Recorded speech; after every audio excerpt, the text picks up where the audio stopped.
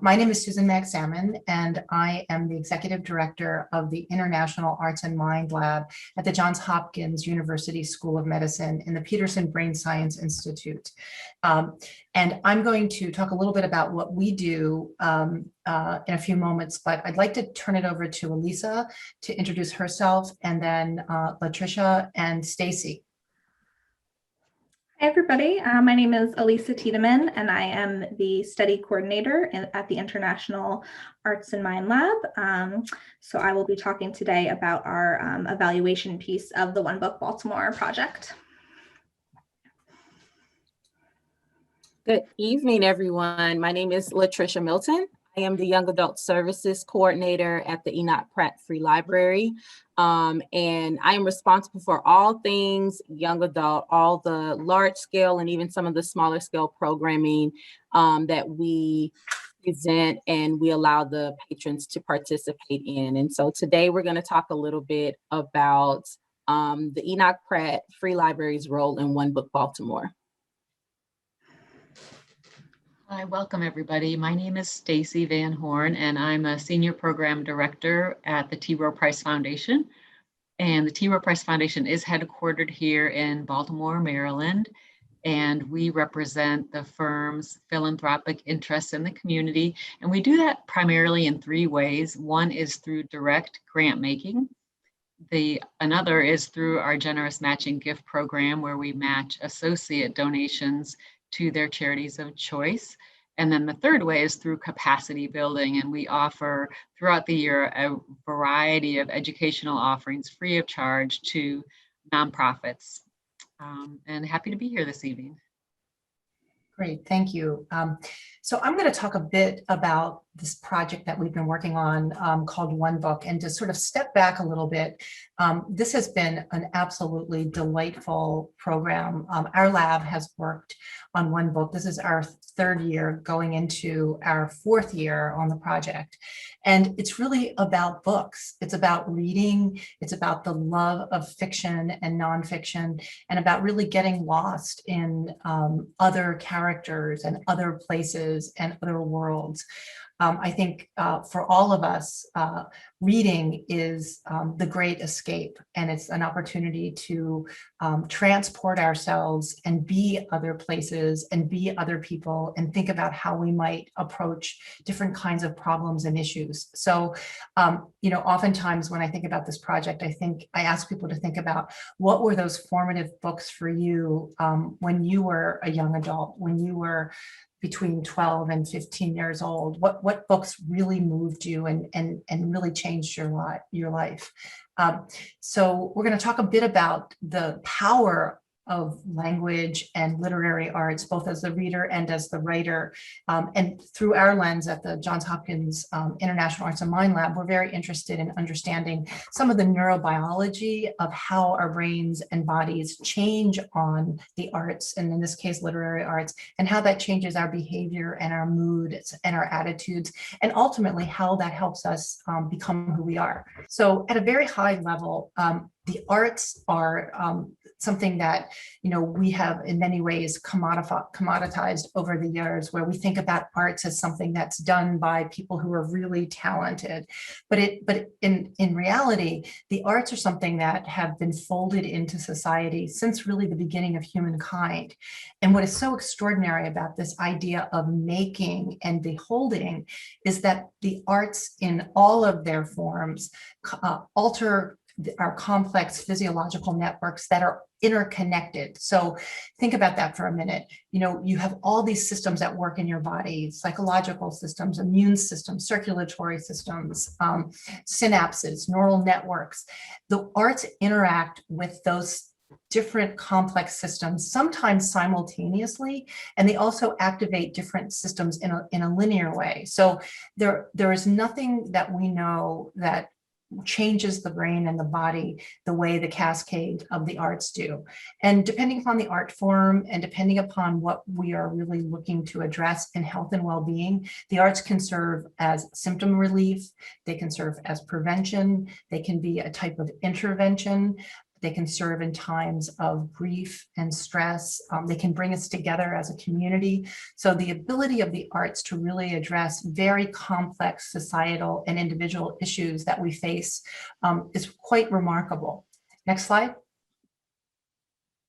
So just to talk a little bit about the research that we've been doing related to literature primarily, but also art and music. We've been interested in using these particular art forms to lift up topic areas that are particularly sensitive and that require deeper conversation.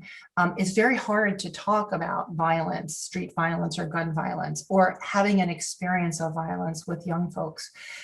Thinking about social justice and health equity and how we can have conversations and dialogue where it isn't just words being shared back and forth, but that we have an emotive, embodied experience and understanding how the other person is feeling. The arts allow us to do that, allow us to do this sometimes without words and sometimes through narrative. Think about spoken word or theater, where you have an ability to be able to use metaphor and think about symbols, or you use empathy in perspective taking in theater. Stigma really is so much about shame and guilt, and the ability to be able to find ways to express ourselves where we can see the other both as a window and a mirror helps to really minimize stigma through the use of art experiences. And also thinking very deeply about what mental health means, and not so much the solving of health issues, but how do we flourish and how do we feel amplify our own potential through the use of these types of art experiences. So in our work, we think about a couple of things. How do you improve well-being and flourishing? How do you amplify and increase accessibility to difficult narratives, to narratives that are not easily described or easy to access? How do we mitigate stigma and discussing these experiences and understand more about the other? And very importantly, how do we create trust and safety and an ability for young adults, in this case, to be able to feel safe enough to share their vulnerability without reprise? And so the arts allow that, as well as an underscore of being able to share your voice in a way that represents your feelings and your understanding of space and time. Next slide. So in shared reading, there's a couple of things that happen. And just to describe what I mean by shared reading for a moment, in this case, this is where youth read the same text and they are offered the opportunity to be able to share their interpretations in the classroom and also in other areas that we'll talk about a little bit later on in the conversation. But social connectivity and social cohesion is really possible when you're able to have a serve and return in talking about a shared text. And if you think about a book club, if any of you have ever been involved in a book club, think about the way those conversations twist and turn and allow you to really understand your own perspective by hearing how other people hear.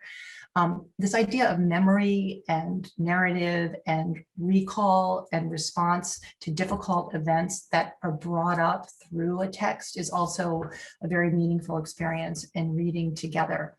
Again, the idea of self-awareness and self-agency and self-empowerment, and then the ability to be able to play it out and think about new realities. What could be possible? What might happen in this situation? What could I have done differently? What could the character have done? So this ability to play and to try on and to imagine, we're the only species that really creates new futures. We're the only species that can imagine what's possible. So young audience, the YA genre is one of my favorites because it's so much about possibility and what could be and what longing and yearning, and this ability to be able to really play that out is so important for young people in a place that they feel safe. And then there is these very significant cognitive gains and emotional leaps and social development that happens as youth begin to share with each other and also with the caring adults in their lives, whether that's educators or family members or friends who church members who are really interested in helping to understand where that person is and what they're feeling. Next slide. So these art-based strategies, sort of to kind of lay the ground for talking about one book, have resulted in studies that have shown that they do reduce stigma and this idea of guilt and shame and not sharing yourself. They support mental health. They stimulate dialogue. They elevate voices that are not often the voices that are heard because they're using different media to be able to express themselves. So, you know, if you're not the loudest person in the room or the most verbal person in the room, sometimes you're not heard. Often you're not heard. But when you're using these art experiences, there's an ability to be able to bring your voice forward in new and different ways. And that ultimately builds community. So art creates culture, culture creates community, and that creates a sense of civic engagement. And there's a lot of great work around the ability to build civic engagement and community engagement is foundational for building community and for building healthy, strong, creative communities. So linking these pieces together between culture and response to normal youth development, sort of what happens as we're moving through these breakthrough years in early adolescence, but also in response to trauma in the case of some of the publications and books that we read, is critically important for developing whole, healthy human beings. Next slide.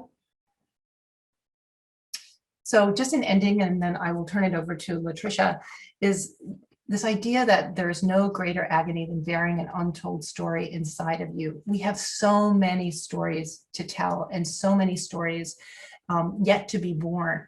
And it's very exciting to be able to work on this project where we are helping youth really find, share, and celebrate their voices in a way that changes their lives, but also changes the community. So with that, I'll turn it over to Latricia. Awesome. Just to give everyone a bit of an intro to what One Book Baltimore is, it is actually a partnership between Enoch, Pratt, Rowe Price, and Baltimore City Public Schools. I have WBAL on this slide as well because this past year, they assisted with the launch, and of course, Arts and Minds Lab helped us tremendously with the research connected to this program. But this program is held every fall.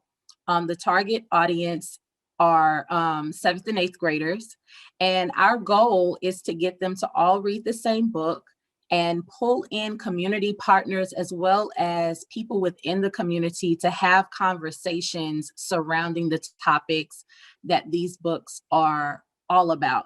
And it's always amazing to hear and to see the young people who have read the books to have the conversation and just to see what these books mean to them in the different programs that we present to the library, in the way that they have conversations with each other about some of the themes of the books. And so this is a very, very rewarding program, I feel, and one that could help young people look at the future a little bit differently, help them to see that it doesn't have to be what they've seen thus far. They actually have the power to really impact their future and the future of so many other people. So on the next slide is the titles that we've featured over the last 3 years. As Susan said, we're going into our 4th year. When she said it, I was like, wow. So the very first year in 2018, the book selection was Dear Martin by Nick Stone. And the second year was Long Way Down by Jason Reynolds. And of course, this past year was We Speak for Ourselves by D. Watkins, who actually is a Baltimorean. And so this book was really significant, I think, for the young people that were involved this year. But all 3 years were a little bit different from the others just because of the nature of the books, the engagement of the authors. And of course, this past year, everything was disrupted by the pandemic, but it wasn't all bad. This was actually one of our most successful years to date.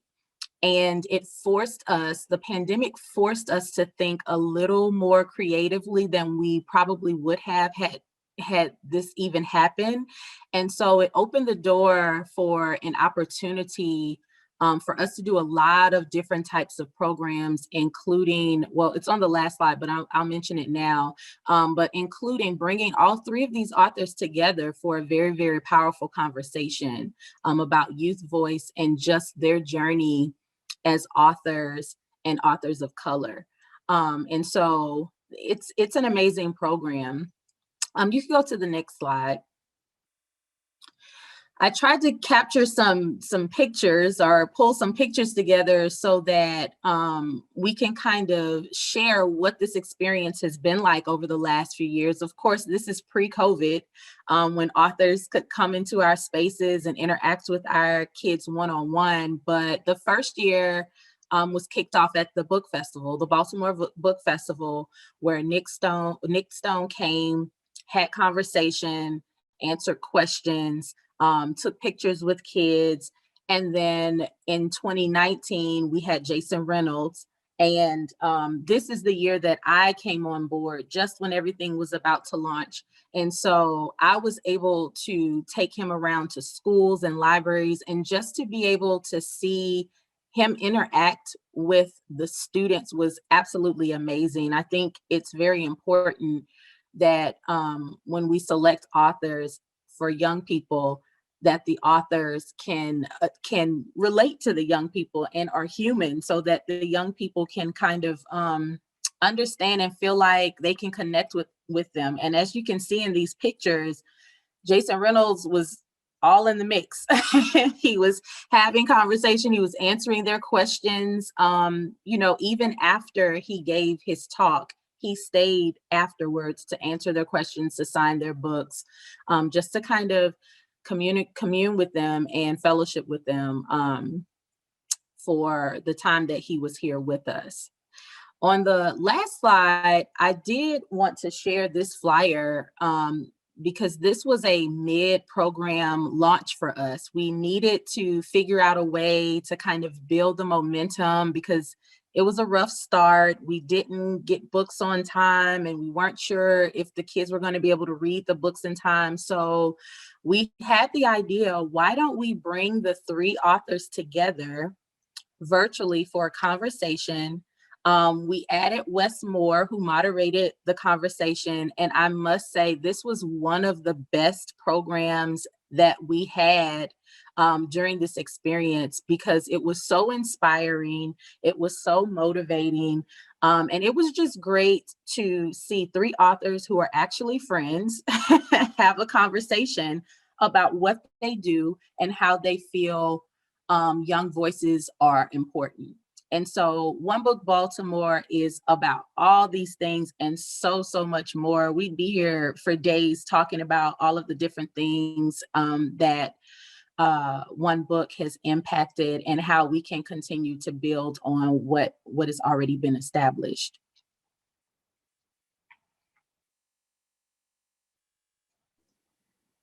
So I'll jump in and add a little bit about T. Rowe Price Foundation's involvement in this project and really how things got off the ground.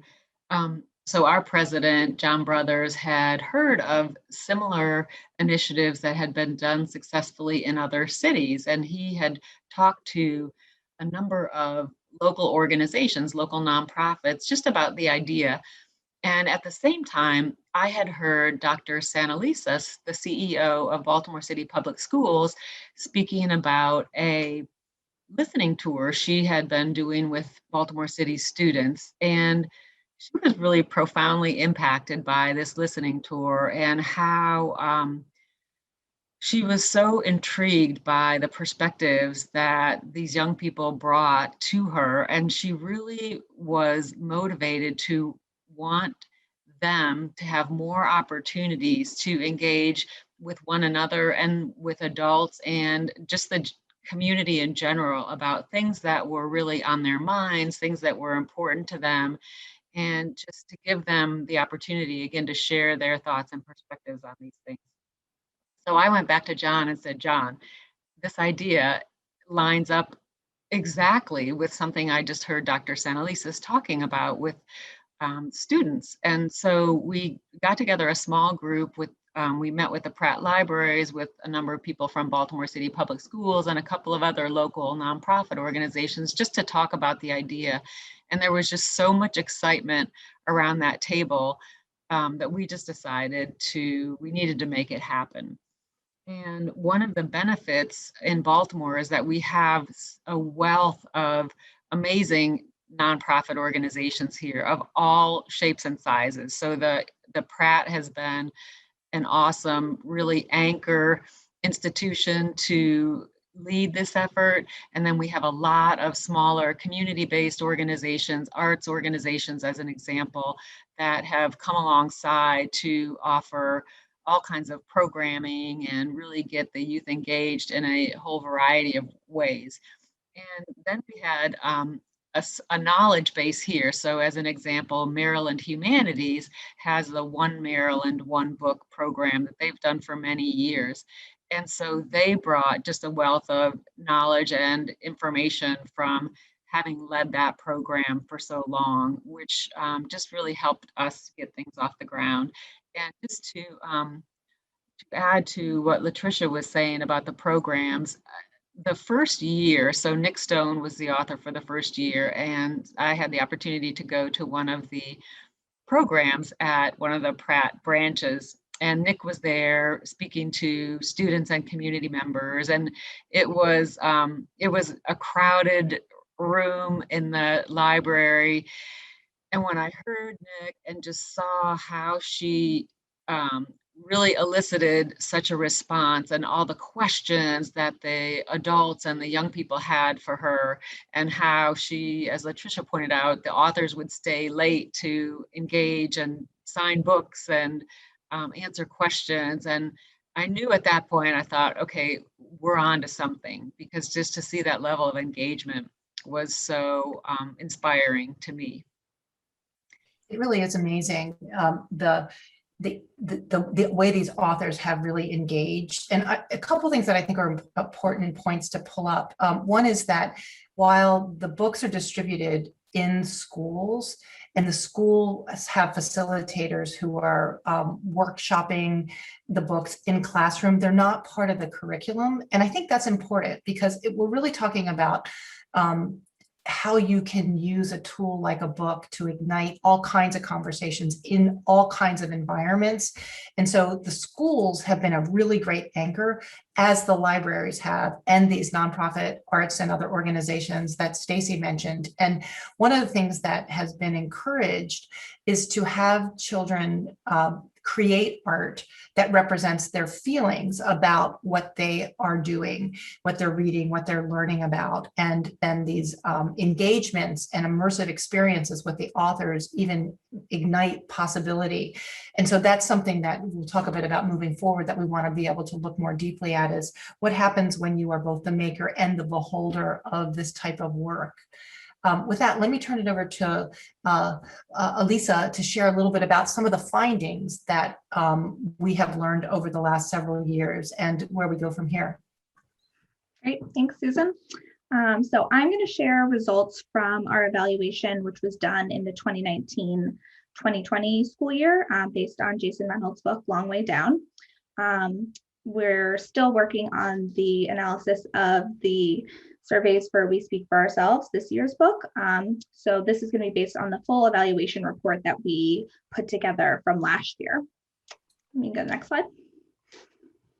So the way that we set this up was we had a pre-survey and a post-survey. We had 3 versions of this, one for the students, one for librarians, and one for site leads, who were the individuals at each school responsible for the One Book Baltimore rollout and kind of everything involved in that.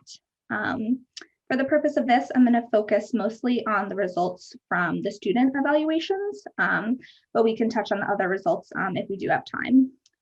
So in our pre-survey, we wanted to get this out to them kind of right at the launch of the program. So it should have been before they read the book. And then the post survey was right after the final showcase. So in the pre-survey, we asked about students' exposure to violence, topics like self-esteem, friendships, knowledge of the code of the street, which is something that was touched on, a big theme in that book. And then in the post survey, we asked similar questions, as well as about their One Book Baltimore experience in general, opportunities for improvement, program effectiveness, and program strengths. You can go to the next slide and the next one. So for our findings, just based from the pre-survey, we found that 49% of students reported that they or their family members saw or experienced street violence at least once, with gun violence being the most reported type of violence.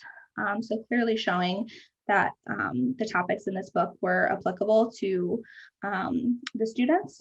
And then as far as engagement, from our post survey, we found that 94% of students reported that they read at least part of Long Way Down, and 70% said that they finished the whole book.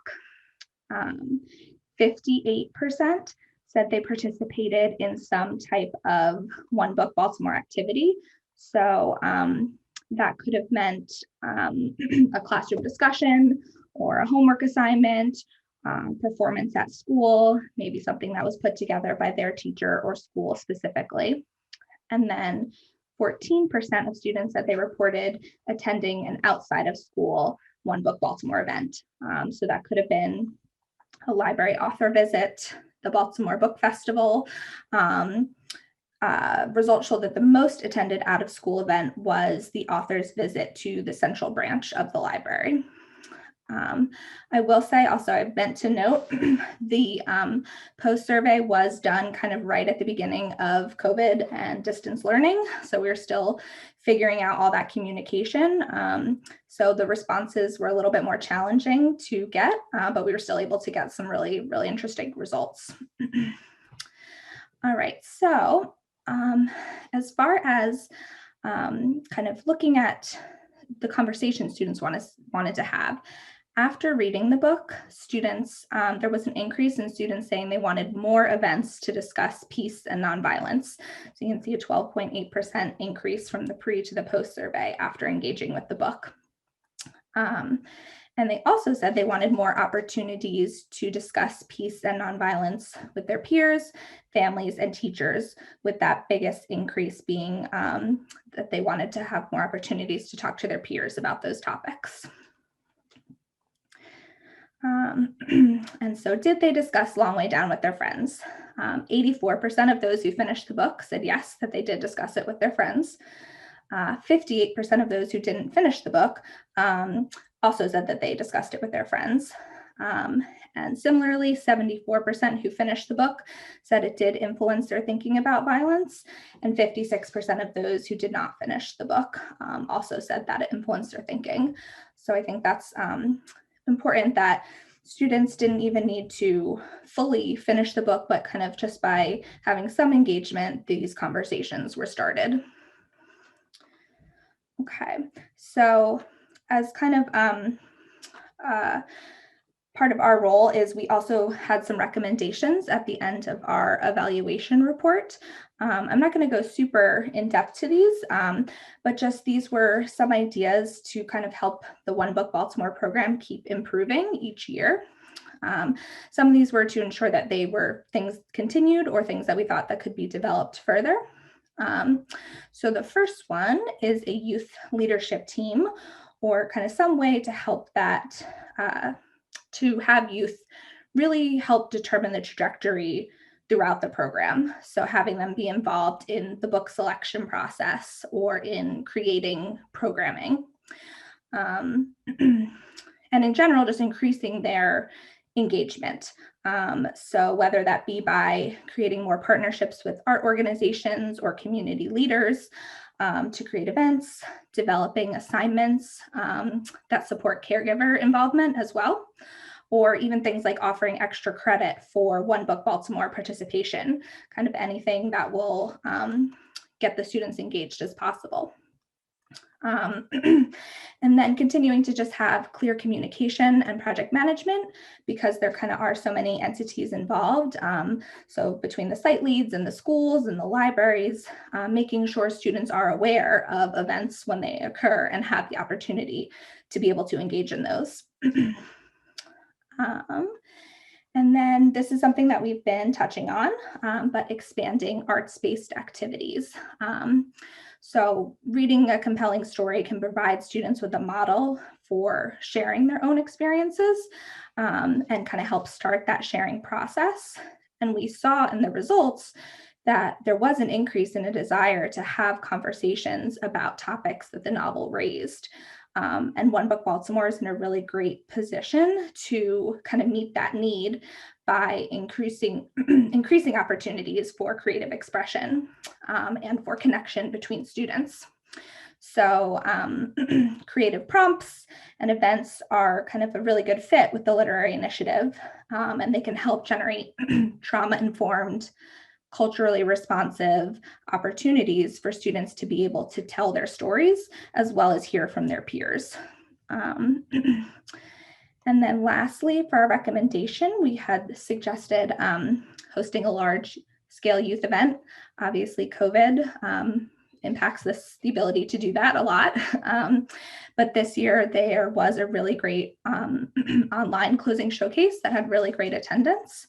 And we had also suggested, when in-person wasn't an option, to be able to develop opportunities to feature student art on digital platforms. So something that was done this year was asking students to contribute creative expressions, whether that be poems or kind of photography or drawings, to an online magazine. So that would be able to be published online for other students to see as well. So kind of in conclusion, based on our evaluation, results suggest that One Book Baltimore can increase critical dialogue among participants, amplify youth voice, and supplement curricula and programming. So some really, really positive results from what we've seen so far. And that's all for me. Great, that is really wonderful. As I listen to you talk, I would love to hear from all of you, and maybe have a little dialogue together about, what do you think shifted or changed for Baltimore's youth throughout this project? It's a book, it's one book. What do you feel are some of the implications of this work today, and what might you think about moving forward? One of the things I think for me that I have noticed just in the 2 years that I've been a part of like the planning all the way through is just the idea for young people that it doesn't have to be the way it is for them. Like, it doesn't have to stop at whatever their experience has been up to that point. Mm-hmm. I think being able to be exposed to authors such as the one that we have brought in has kind of opened their minds up a little bit more to the fact that it just doesn't have to be this way. They have the ability and the potential to shape their own futures the way that they would like for it to be. So that's one thing that really, really sticks out to me when it comes to this particular program. Mm-hmm. So to add a little bit to what Latricia has said, seeing the students being able to engage in different forms of art. So the second year, there was an end of year celebration, I guess, in a way, but it was an opportunity for students to actually share their own expression of an experience based upon their book. So a couple examples, one young lady wrote and had written and recited her own poem. And then I think one of the ones that really struck me, there were 3 young men who together recited a chapter from the book Long Way Down. And just to see how engaged they were and how into it and meaningful the experience was for them was really moving. And then one other piece from that evening, there was a mom there, and her son was a Baltimore School for the Arts student. And we asked a question at the end, just wanted to hear people's perspectives from reading the book. And she stood up, she was in the audience, and she stood up and had shared that she and her son had lost a child slash brother about 10 years prior. And she said reading this book was the first time she was able to release some of the emotions that she had held in for all those years. And I was stunned. I mean, this is a person that you could tell was pretty self-aware. So somebody who had, I'm sure, explored other ways of dealing with grief, but to know that several years later, that this could have healing potential for her and for her son, who was also engaged with the group from Baltimore School for the Arts, really struck a chord with me. So that's one of the things that has stood out a lot in our 3-year history. Yeah, it seems like there is a sense of creating a network, a community at so many different levels. So many of the folks that have been involved would not have met each other had it not been for something that solidifies these relationships. And so there's been a lot of learning from the community, from the youth, and I think the youth from the community through this lens of this book. And I think this idea that almost 50% of the kids wanted to talk about gun violence and street violence before they read the book, and almost 70% really felt compelled to want to have these conversations. And I think there is this pent up restriction around how do I talk about this, because this age, the two words that come to mind are self-conscious and awkward, and then again the code of the street, right? So how to find a way to be okay and having these conversations. And then I think the other thing that was really interesting is there's always some consequence for sharing this with family and parents in particular, and with educators. And so this ability to find other people to talk to is really important. And then one other piece that I think is, these are so culturally relevant in the sense that when you bring people together to share their voice and to celebrate their voice, they are seen. And I think just this idea that Elisa was talking about in hosting large-scale youth events, it really changes your view of yourself, and you understand the other in such a big way. So, while it seems like such a simple program, it's got such deep roots. And so very, very exciting. I think at this point, we're going to open it up to questions from the community. Karen, are you going to curate those for us? Yep, I have one ready for you all right now. It's from Bindu.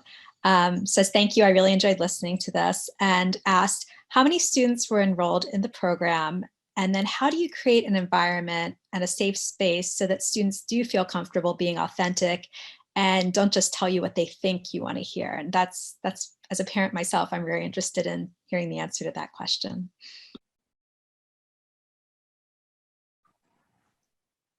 So in terms of the distribution of the book itself, so all 7th and 8th grade students across Baltimore City Public Schools receive the book. And then there are a wide variety of engagement opportunities. So some occur at the schools.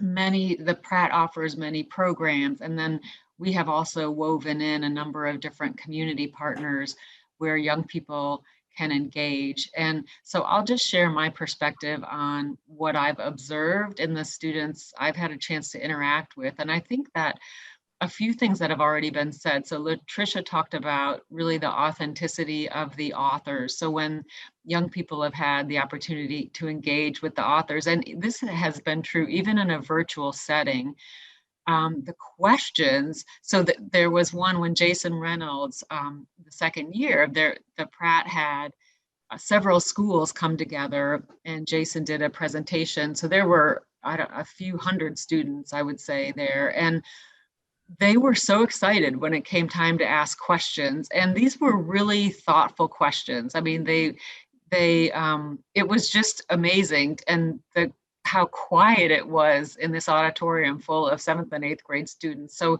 just some of those signals. And then the other thing is, I really believe when kids can engage in some of these forms of arts that Susan has mentioned. So for example, poetry, their own writing, their own recitation, acting out different aspects of the work, creating their own drawings or artworks depicting their feelings. And when you really see that level of engagement, you can tell that it has really spoken to their hearts and has given them an opportunity to share some of what's inside. And there are no grades, right? There are no grades. We're not asking kids to perform, we're asking them to feel. And I think the future of allowing kids to feel what they feel through prompts like this kind of powerful literature and role models makes a huge difference. And I think this peer-to-peer piece also makes it authentic, right? So we, in total, and Stacy, correct me if I'm wrong, distributed 12,000 books. So each year. So that's a lot of books. And obviously there's lots of ways to think about how you might go broader in terms of age, what we might do in terms of going deeper with the experiences with this cohort. So there's a lot to consider in getting this right through the power of, I'm just blown away that it's one book. I mean, it couldn't be a better name, right? It's really beautiful. So we have another question from Christine. Feels it's brilliant work and asks, how might this format be applied to discussions on social justice, diversity, and inclusion with adult participants as well? I wanted to say one thing, and then I'll turn it over to Latricia. The topics of the books, as we mentioned earlier, we began with talking about street and gun violence because it was so important to the students and the group that helped depict the books. So it is a democracy in how the books get chosen. It's not some person says, this is the book we're going to read. We have a lot of conversation about how a book gets chosen. And it seemed 3 years ago that the Nick Stone's book and then Jason Reynolds' book were really appropriate. And we had 2 years of thinking about how do you think about decision-making and trauma, because it was so important. But then we moved on, and I think it was before Black Lives Matters, to really say, okay, who speaks for who and whose voices are going to be heard? And so we really moved to this idea of narrative. What's my narrative? Who has a right to talk about my narrative? And how do I shape my narrative? And that's been actually sort of profound in thinking about that. So you could see where you could apply this to diversity and inclusion, to social justice, to health equity, to domestic violence, to women's rights and other kinds of issues, and all. So the power of this program is that, as the books, one of the topic areas that Elisa mentioned was youth leadership group. In part, it's for the youth to guide the program and to become real advocates in it. Latricia, I'll turn it over to you and Stacy and Elisa to talk about this idea of how do you include more adult participation and what and how that might evolve. Yeah, and you kind of started talking about it with the youth leadership part. I think one of the benefits of having a program like One Book Baltimore and targeting the age group that we're targeting is we're giving them an opportunity to express themselves freely, when a lot of times they're so restricted. A lot of times what they have to say is judged heavily.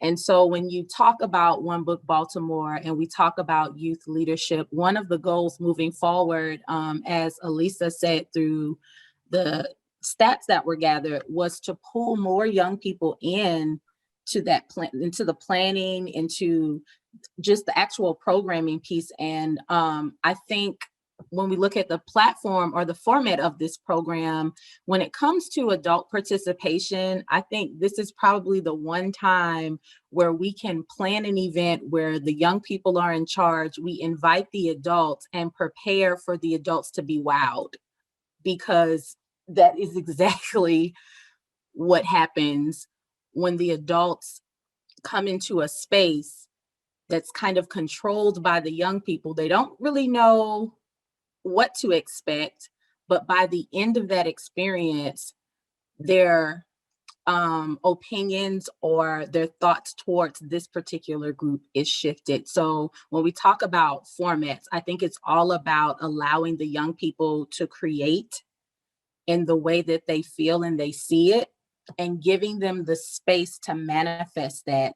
And we as the adults kind of follow their lead a little bit and kind of, have an experience that we otherwise would not have had we been in control.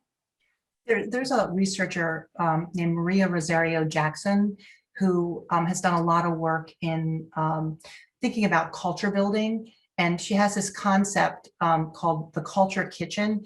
And it's basically what you said is like, give people what they need and get out of their way and let them figure it out. Let them figure out how they want to put it together, what they want to say. And we don't often do that. We usually come with the answer that we think is the answer, not providing the raw materials for the ingredients that someone asks for, and then we see what they want to make. And there's a lot of power in that. I also think adults have a lot of mythology around this age group, and and a lot of pejorative mythology sometimes. And so I think adults start to be able to see youth through a different lens, through their art, is very powerful. So having more adults experience through these gatherings and other things, I think could also be very helpful. So one quick addition, I love what Susan and Latricia said. And if you think about it, parents want to know about, are intrigued about things that their kids are excited about.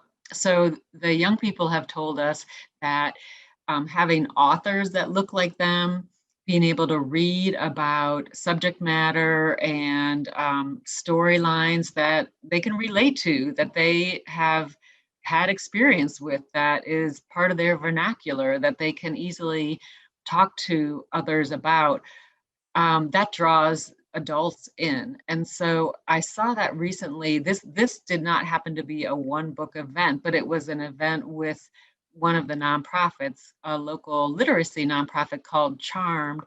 And they did just a small event that they were revealing one of their publications. And what happened was there were a number of parents there because their kids had something that was in part of this publication. And so in this case, like I said, I think you get the kids excited and the parents will want to have a part of it. And I believe there have been more conversations taking place at the dinner table about some of these topics as well. Thank you all for joining us today. We really, really appreciate it. And we're looking forward to the next several gatherings. So let's see, next week, please read chapter 2, 13, and 14 from the book.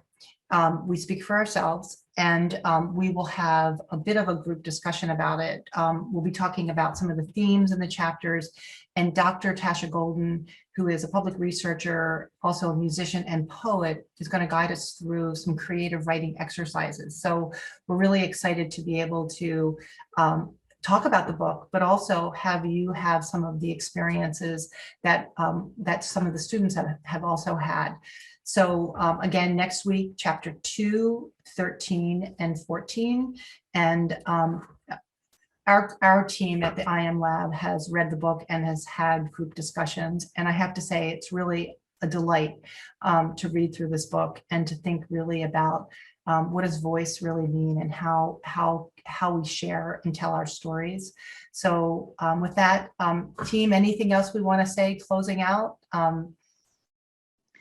Actually, Susan, you reminded me of something. So at T. Rowe Price for the last 2 years, we had a group of associates who did a book club around the one book selection of the year. And so that was a great learning experience, and especially this past year where there have been so many issues around race and equity and societal issues. It was really a great learning opportunity for our associates. So one of the things that we are exploring going forward is thinking about whether we can facilitate having more associate book groups that are tied to the one book selection. Great. Well, have a wonderful evening, and we will see you soon.